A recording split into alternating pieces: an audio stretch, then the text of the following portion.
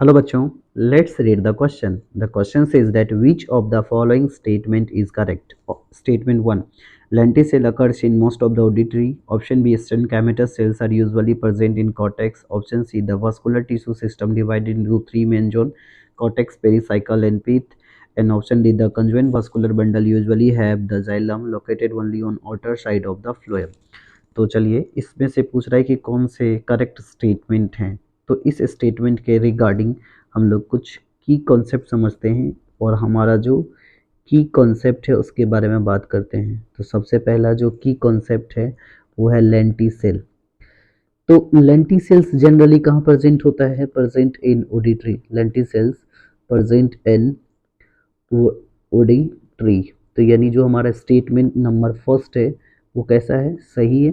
अगर दूसरा स्टेटमेंट की बात करें, जो स्क्लेरेनकाइमा सेल्स होता है, स्क्लेरेनकाइमा सेल्स यूजुअली जो होता है एक आउटर रीजन्स में पाया जाता है, यानी स्टीलर आउटर रीजन में पाया जाता है जहाँ पे मैकेनिकल सपोर्ट हो।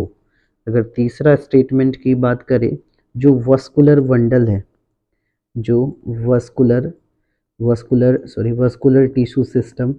वस्कुलर टिश्यू सिस्टम्स जो होता है वो जाइलम और फ्लोएम से मिलकर बना होता है। जाइलम और फ्लोएम से मिलकर बना होता है।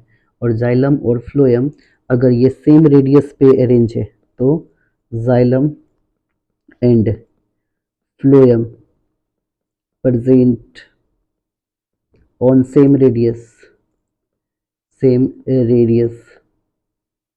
रेडियस तो इसको बोलते हैं कॉन्जॉइंट है। इसके आउटर साइड, यानी आउटर साइड में क्या हो? फ्लोएम हो। जो इनर साइड है उसमें क्या हो? जाइलम हो। तो यानी स्टेटमेंट देखा जाए तो हमारा जो लेंटिसेल है अकर्स इन ऑडिटरी, ये सही है। Sclerenchyma cells usually present in cortex, ये गलत है, ये एपिडर्मल रीजन्स में होता है। ए vascular tissue system is divided into three main zones, तो ये गलत स्टेटमेंट है। द कंजोइंट vascular bundles जाइलम और फ्लोएम होता है, बट जाइलम्स क्या होता है अंदर और फ्लोएम बाहर होता है, तो ये भी स्टेटमेंट गलत है। सो हमारा जो फाइनल आंसर होगा of this question is option number A. Option number is our final answer. Hope you understood it well. Best of luck.